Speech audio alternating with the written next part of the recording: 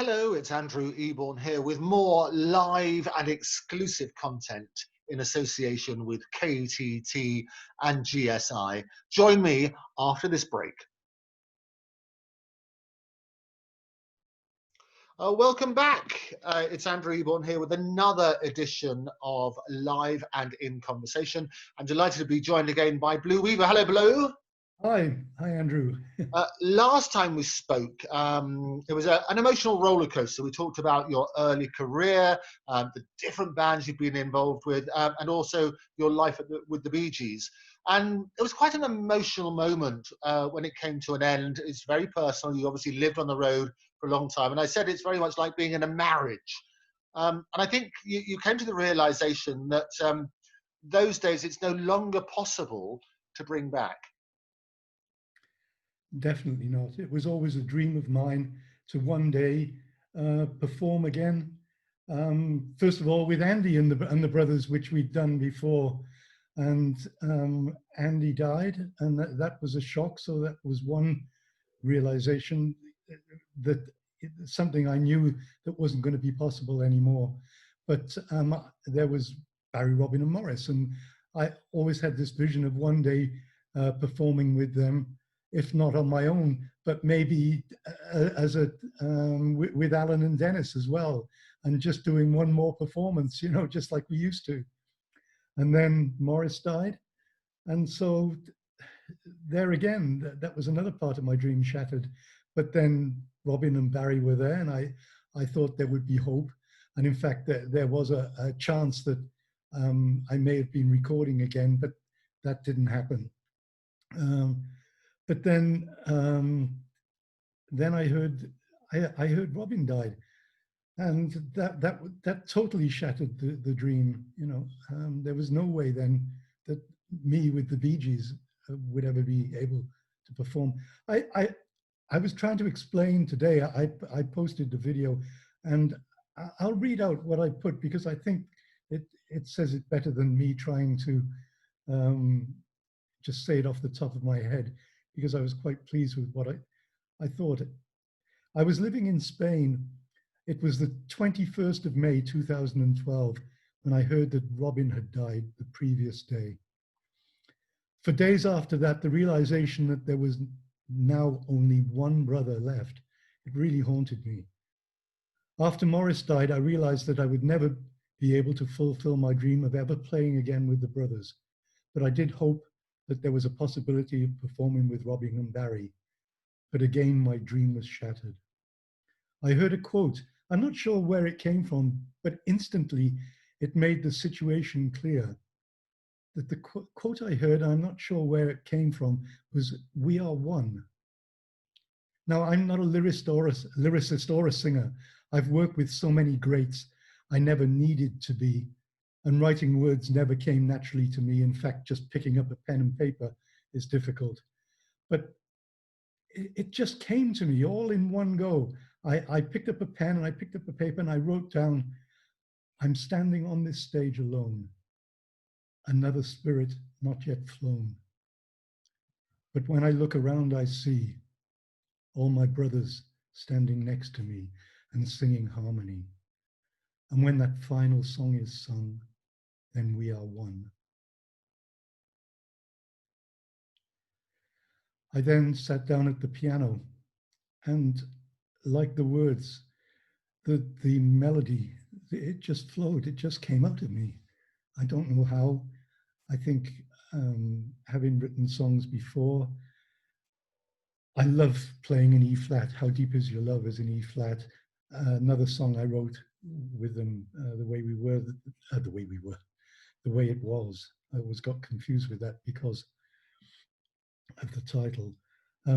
That was in E flat also. So E flat is just a beautiful sound on a piano.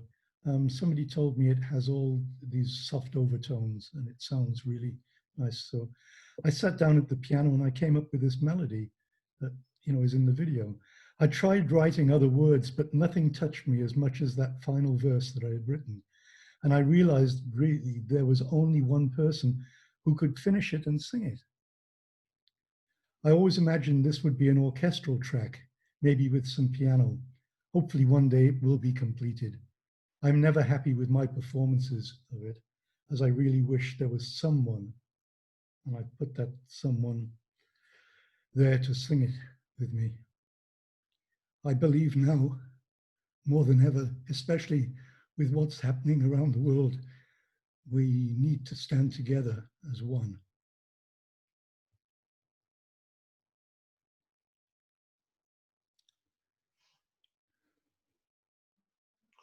Is absolutely right, and beautiful words, Blue. And in fact, it was in 1976. It's the words on the US continental dollar coins is "We are one." Really? So you might have had it from there. And it was also Obama's inauguration in 2009. Oh, Again, he says, "We are one." gosh, I never consciously was aware of that. Um, yeah, that's amazing. Yeah, so it's something goes in and Oh, no, stays there, and then that's the it great thing. gets out. We spoke in our last interview about influences and how the world basically, even in the worst situation, can actually provide the greatest inspiration for good. Yes, And it's and clearly got a big emotional impact on you as well.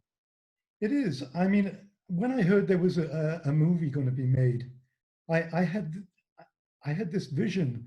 I just thought, God, you know, imagine if the movie ended with that, then the stage just went, you know, there's only one brother left, and the stage goes dark. That was my, you know, when I wrote the song and everything, that wasn't the vision. It was just the fact that there was, you know, you know, I now we are one. It was really special because the you know the four of them were one. Well, especially the three, it was one. The Bee Gees, you know, or it's I could never imagine. Even if they weren't together, like they split it sometimes, they're brothers. They would always be together. They would always be one. And I think that's the really important message, because so often in this life, we realize things too late. And what Yeah, this extraordinary situation has done for people is to make them value the stuff which they may not have valued before. exactly.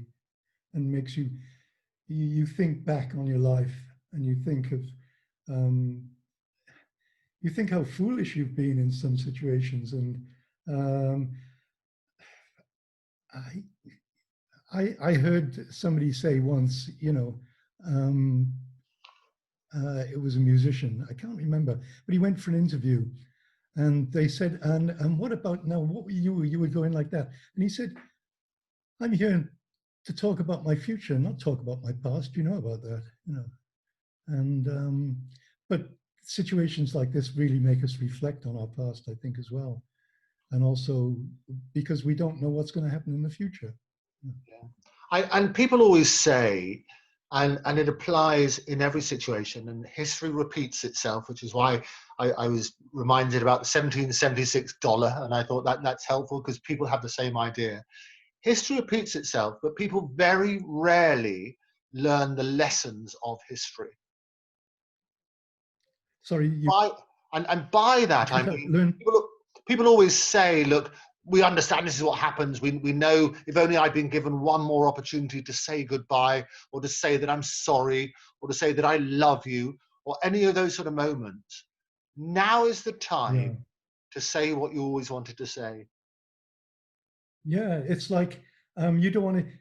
What method? What? Once you're dead and once you have a funeral, you get these people saying, "Oh, what a wonderful person he was. What happened? This." Why can't they tell you in while you're alive so you can hear it? You know, I mean, you most probably know it, but things like that always. I always think, you know, what's the point? Um, if you feel that way about somebody, then why didn't you say when you had the chance when they were alive? And I've been, and I'm sure you have as well, at many funerals and things like that, and you hear the most amazing thing about people, and you didn't know that's how people felt. Yes, yeah, So, with that in mind, if you did have an opportunity to say what you wanted to say to Robin or to Morris or to Barry, who's maybe listening to this now, what would you want to say? I'd say we were real, we were real stupid bastards, and we should have known that what we experienced back then. It, it's always going to be there, and I think we always think back on it fondly, and I think the main reason things like this happen is when you live in different countries, and maybe now with the way we can communicate, if that had been around in the 80s, then possibly all these situations wouldn't have got out of hand. We could really speak to people once things have blown up and then calmed down again. You can talk again. And I did actually meet them again. I think it was about 1986. I was in Mayfair Studios, and it was quite funny. I didn't know they were there, and Barry, well, I used to drink a lot of tea as well, and Barry did. Barry always drinks a lot of tea, or did in the past. And there was a kitchen area there, which was part of the main lobby come relaxation area. And he was making a cup of tea, and I stood there, and I walked up and I stood by the side. And he must have sensed I've been looking there, and he said, 2 sugars, is it? No. It was like as if, it was like yesterday, as if nothing had happened in between, And in fact, I went in, I couldn't stay, I was actually working, but I went in and said hello to everybody, and then that was it. And I'm trying to think, Barry's 50th birthday, when that would have been, what year, whether that was before I played with them finally.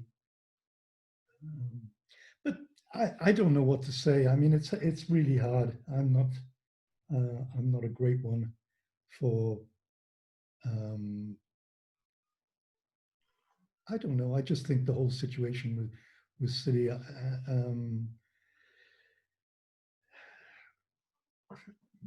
Lives go into different directions, and we just lost touch. I was living back in London, and they were mainly in Miami. Or I don't know. It's hard to know what to say. I mean, it would have been nice to have have all 4 of them there and then talk, and not really have to say anything. Just that's it. We're back together. We're back together. We're talking, and forget about things that happened in the past. Just carry on from the good times. Well, Barry's 50th birthday was in fact on the 1st of September, 1996. 1996. So that would have been, yeah. So I saw them in Mayfair before then. But as I said before, that 1996, that was on his birthday, or that time, that was the last time I got to play with the 3 of them. Yeah. And people always talk about, and I say this is a time of reflection when people are sitting at home and with sort of locked down, if you like, when some people are left alone with their thoughts, and they turn around and say, well, these are the regrets in my life. What could I do differently? So if you were talking back to the younger Blue Weaver at that sort of stage, what advice would you give yourself?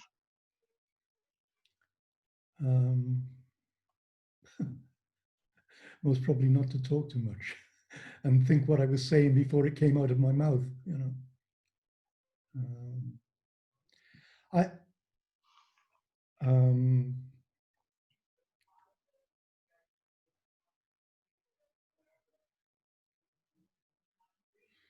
it's hard to know what advice to give yourself. Always other people can give you advice, but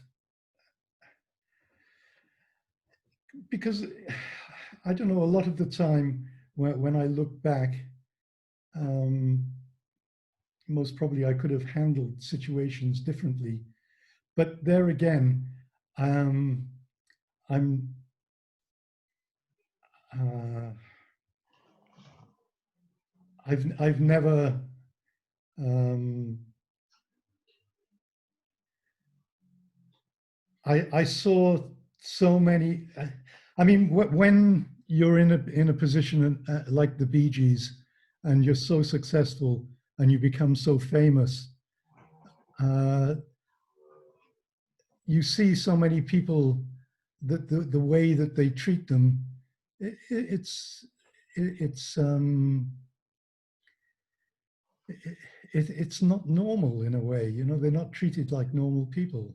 Um, they're treated more like gods and things. You know, they're worshipped almost. You know, and I saw so many times people that were supposed to be friendly. These were people closely connected that oh, you know, would bend down and kiss their asses, to be blunt. And then when you see them in another situation, they're they're not so nice about the whole thing, and that really that really used to get to me because I always thought if um,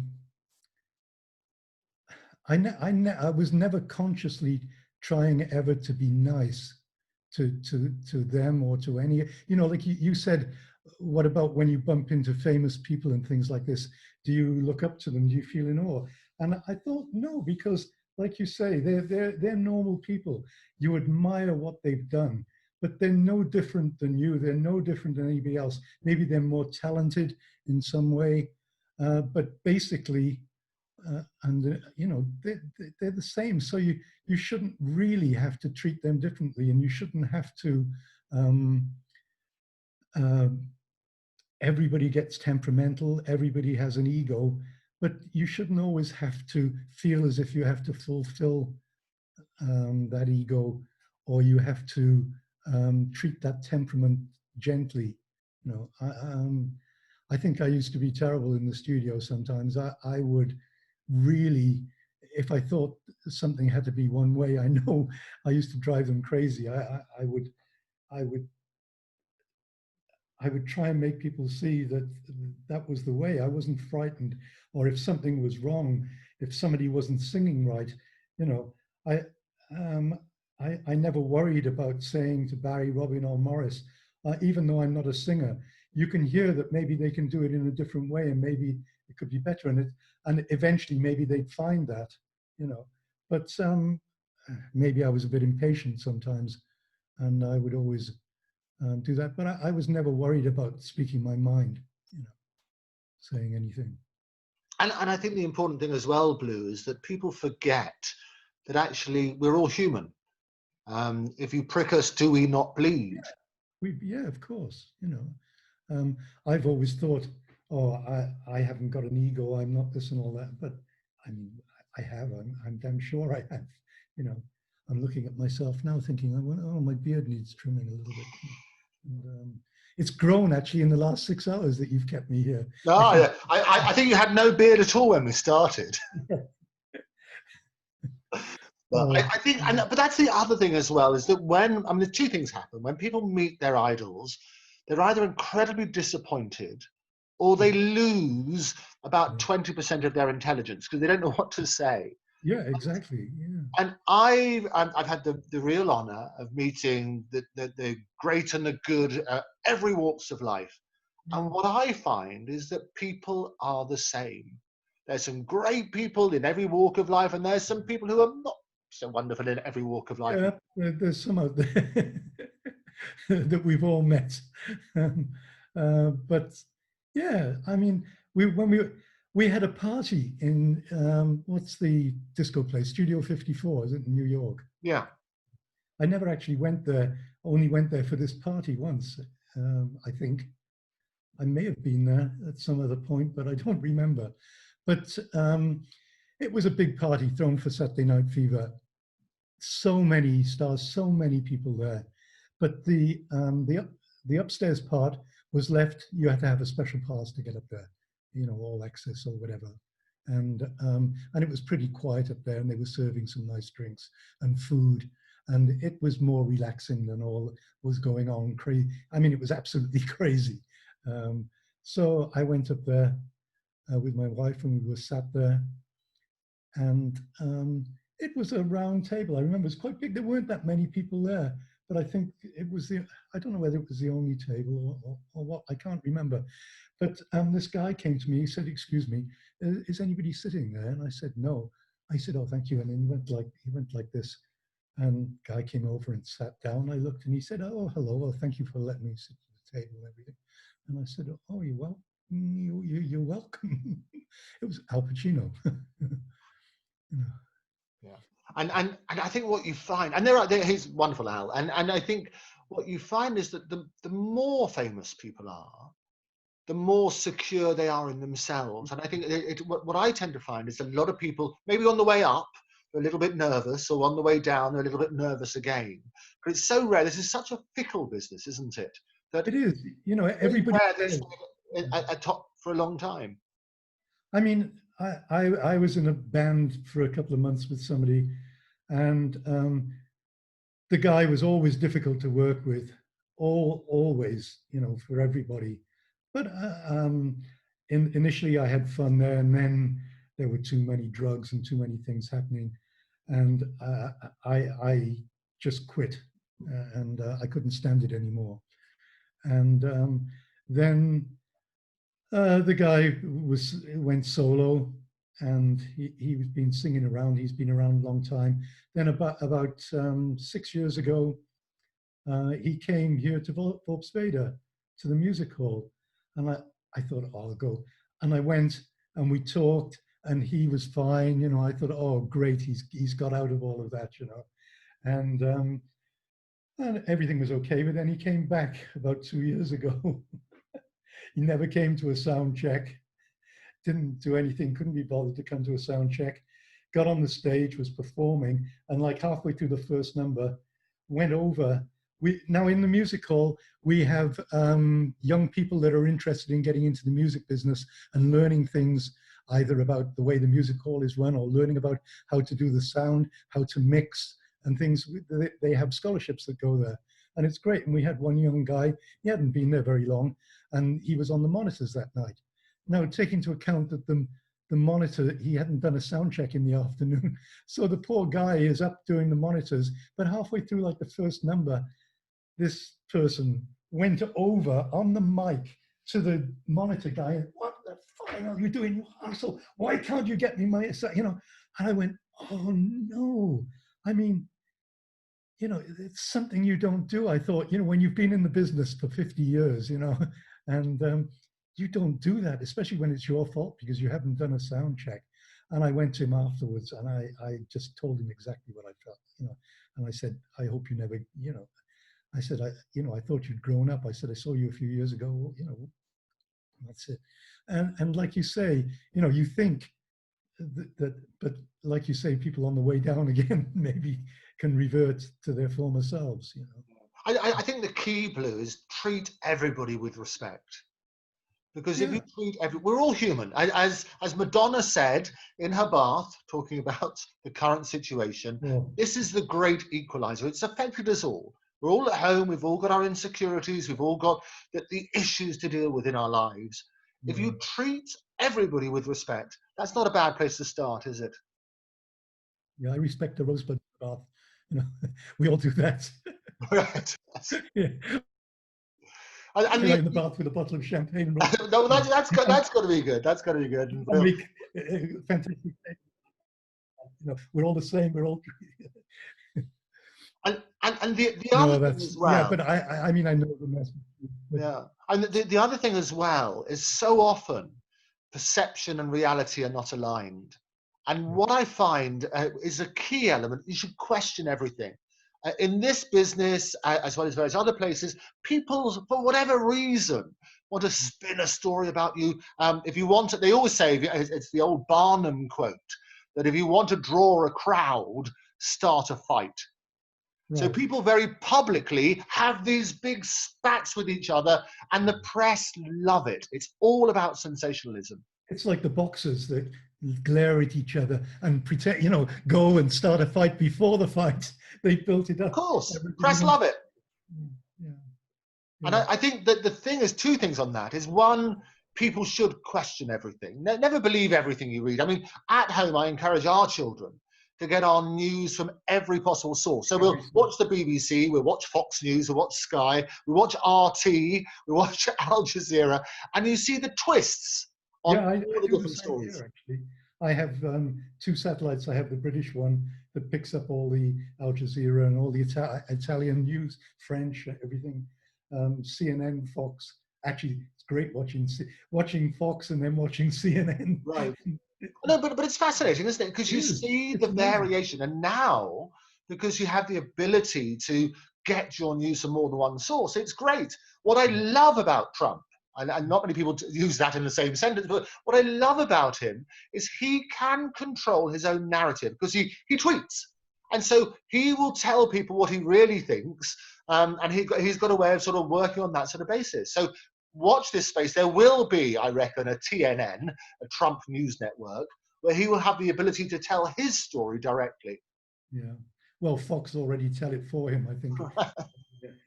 But actually, that's one of the best comedy shows on TV. 12 o'clock every night. I'm on CNN waiting for him to come on, and it's unbelievable. It is incredible. And the other thing which is incredible is Hollywood, and people have been talking about this. They say we're surprised about the current situation. We're not. Because what's happened, if you look back over history, people have talked about it. There's a famous quote from Obama, again, was talking about, be careful, this is what's going to happen. You've had Bill Gates talking about it. Movies in Hollywood, I don't know if you've seen the film Contagion, but the Yes. Contagion, without being a spoiler, talked exactly about this situation, how quickly it could spread, the problems about PPE, the problems about distancing, the whole thing about what R means, and so on and so forth. All of these are there. And what I found really impressive is that all the people who were constitutional experts a few months ago, a few weeks ago, all of a sudden are now big virologists, aren't they? Everybody wants to be an armchair expert on this. Yes. Actually, watching Trump, it was really funny when you see the panel of experts, and they were slowly diminishing. And the one time when who was it? When standing right behind Trump, and he put his hand over his mouth. Then you never saw him for a while. But the night when the disinfectant was mentioned, they all know what's the lady's name. She was sat on the side. They all know there's cameras on them all the time because I'm sure he analyzes everything Yeah. afterwards. But literally, you saw her toes curl. She couldn't make any expression with her face, and you saw the feet going. But again, that was a classic example, Blue, of where the media manipulated what he said. Because if actually people bothered to watch what he actually said at the press conference, I know it's easy, it's an easy thing to knock, but what he actually says, oh, can we look at this and can we look at that and can we look at something else? Because it's the most refreshing, the best interviews I've seen have been from the scientists who give you the facts. So Yeah, we had over here a scientist, Dr. Sarah, who was brilliant on what we had the Andrew Marr show over here. And she was explaining to people about the science behind it, what we're looking yeah, for, this is the elements and things like that, rather than the political answers, which tend to be yes. clouded, if you like, in, hang about, I've got to get re-elected and therefore I can't really answer the question, but I've got to tell people that I'm doing something. I saw a wonderful thing on Facebook that somebody had posted from a scientist explaining everything in the easiest form possible to understand. And it was brilliant. And I actually saved it because I thought that he explained everything about it, and in a scientific way and in a fact, and also what was factual and what was only not yet known, but they think this Yeah. could be, and he told you exactly straight. Okay, we think it can be this way, but we don't know. Yeah. And Well, and and it's better to say that you don't know. So her name was Sarah Gilbert, and brilliant. And I wrote to her and said actually it was one of the most refreshing interviews that I've seen in all of this because it was facts. I love it. Just give us the facts. yeah, Opinions are one thing. We've all got an opinion, but here are the facts. This is what it means from a scientific point of view. Because everybody says follow the science, but when you look at it around the world, what's happening is people are getting different advice. You know, in Australia, they're out. In Sweden, they're out. In your places, you say it's decided by different areas and so on and so forth. You know, it's And basically, nobody, either they've got to share the data, share the information. And as I said beforehand, learn from the lessons of history. yeah, and learn from, you know, unfortunately, musicians don't always do that, you know, and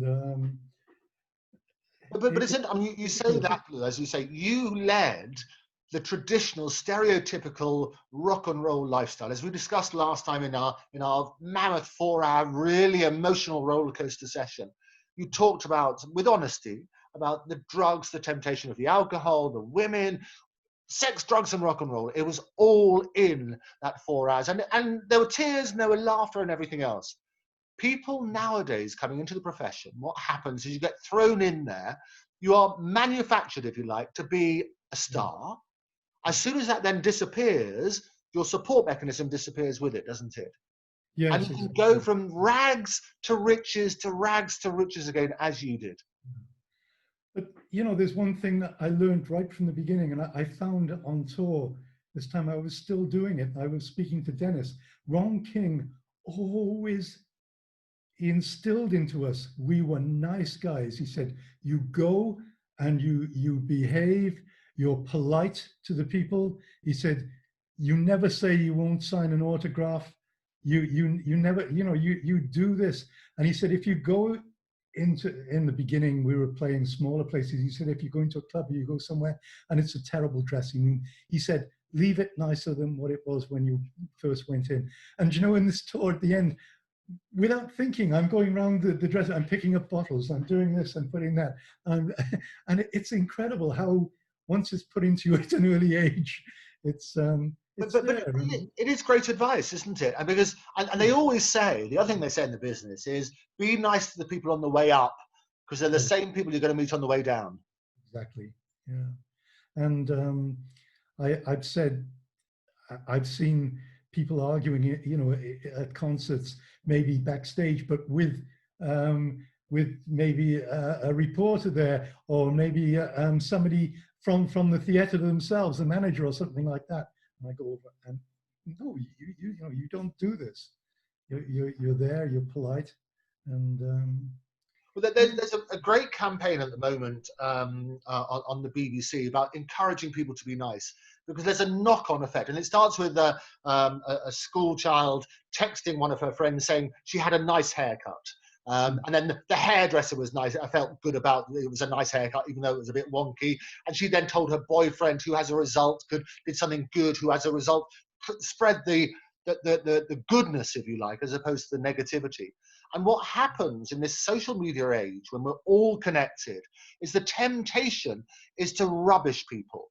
The temptation is to go for the Oh, sensational, to it is. assume that what somebody says about somebody else is true. Mm, And it's easy then, whether it's a gossip or whether it's a bit of scandal or whether it's this terrible car crash of an interview or whatever tends to happen, all of those sort of things, people like negativity.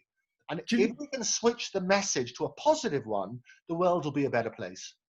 do you know what really upsets me?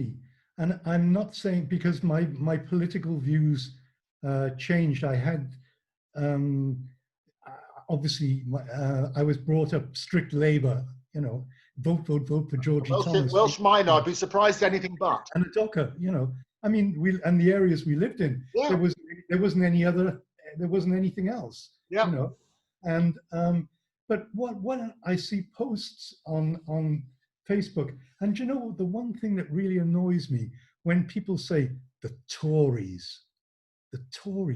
it's a derogative state. You know, what do we say about Labour? You don't get replies saying it's not the same. You know, the way that they use, anytime anybody uses Tories, they're using it in not a nice. I don't know where the actual where it comes from originally. Well, it's the old historical sort of side of it. But interesting, and you make this good point, because words themselves can have, the construction of the words will basically have a negative connotation. So the word spit, for example, it's a very hard word. So Right. anytime you use that, it's sort of onomatopoeic. It's got that You sort of can't negative fit connotation. nicely. Yes. Yeah. So when you talk about Tory, it sounds as though in that something you're sort of. Yeah, but in written word as well, you can see exactly. You can visualize them saying it. You know, it's um, yeah, it's. It amazes me how much anger there is in um, in people and what they write, and it comes from your upbringing as well. Yeah. No, I think you're right. But the good thing, and there are good things about this, is that what happens is nothing unites people more than a common enemy. Right. And so So the if we virus. view this terrible situation as a common enemy, then I think the world will be a better place rather than trying to fight each other as to the best solution. Yes, but it's difficult being you know, you can be a politician, you can be a writer, you can everything, and you can get your points over these days. But with music, it's really difficult because I mean, thankfully now we have a medium like this that we can communicate with people, but it's still not the same as being on a stage or being in a club and actually playing live to people and them experiencing um, you know, the way you feel and the way your music is coming from you, and trying to make the people happy or sad or whatever. You know, that's the one hard thing at the moment. I mean, I watched a concert a friend of mine gave last night with other musicians, and they were spaced 2 meters apart and everything live, but no audience. So they were playing the song, and at the end, and then they were going, okay, you know, they were clapping, they had to clap themselves, or the few crew that were there were, you know, like, okay. I mean, it was really, really strange because they were doing everything as you would do in a concert, perform and talk to the audience. But then at the end, they weren't getting any feedback. And this is what the most amazing thing when you're playing live is when you finish a song and you see the audience, you know, the way that the audience is and the way that they're enjoying it. They're up on their feet, and that's one thing that we can't get from um, performances on the internet, because it's practically impossible actually to play with another musician live over the medium because there's always a delay, so you can't actually keep in time, and so it has to be recorded, and then one person has to put the bits together so everybody is playing. I think it's pretty amazing. There's orchestras that are doing it now. It's incredible. It's like they're actually playing live, but there's no two people actually playing at the same time, and yet they're together. You know, the conductor. It's I find that amazing. It And is I've been wonderful how this sticks that last all week. together. And I think what the medium has also done is brought us real local heroes, if you like. And we talked earlier about Captain Tom Moore.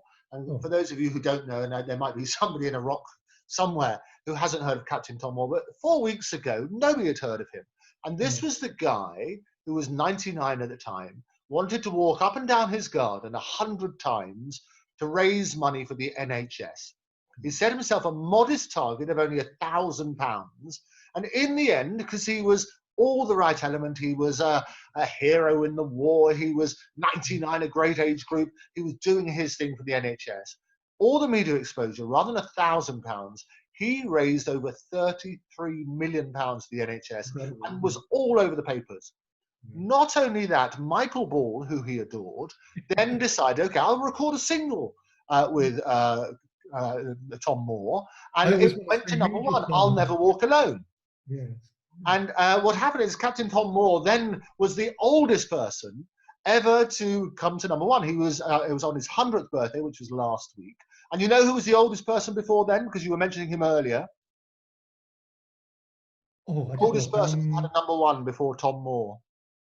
Uh, was it Tom Jones? It was Tom Jones, who you mentioned beforehand with that glorious story. And Tom God, Jones my brain's was still working. about 20 Rewind years that bit. younger on that sort of thing. And so what happened is, and Sir Tom is so gracious, he phoned up Tom Moore and his wonderful Welsh voice, which you'll be able to do tonight, and I wouldn't dare even attempt it. But he said he was so happy that Captain Tom managed to do that for his birthday. And Captain Tom has now been promoted, an honorary. He's now an honorary colonel. And the only sad thing about this situation is he missed out Major Tom, because I would have loved that. That would have been a great single. Oh, yeah, but I mean, I still always want to say Major Tom I because know you do. You know, ground control. Where are you? It's got to be good. World control. Yeah, yeah, it was Luke, amazing. it's always a joy to see you. Thank you for beautiful words. And if there are words, if you want to just finish with people, I say history repeats itself all the time. People living through the same situation, through the situation which you've dealt with your career, finish off with your fine words. What words of advice would you give them? Oh, I I can never think of things when I'm in a situation like this. Um, I think, I don't know, be kind. Um, that's the first thing that comes to mind is be kind with people. And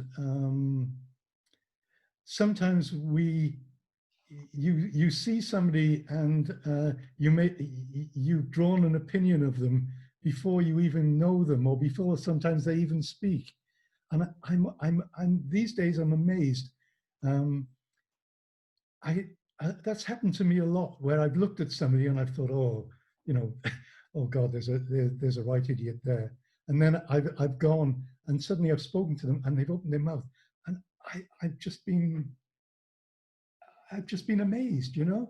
And I'm thinking, you know, God, why did I think that? Just because of the way somebody looked and the way, and then I made this preconceived idea about them. I never gave them a chance, you know? And I think I try not to do that anymore, you know? And yeah, I mean, and if, I mean, I can give parents some advice. Um, I think it's always good to have a musical instrument in the house of some sort, no matter what, because you never know. If you don't, you I suppose this applies to a lot of things, but when I think back, if if my brothers hadn't sang, if my parents had never got a piano, I wouldn't be here doing this now, you know. And it was only the fact that there was a piano in the house. Um, Maybe with somebody else, it wouldn't have been the same. I mean, in my class in my school, in the whole year, there was only two of us that played the piano, you know.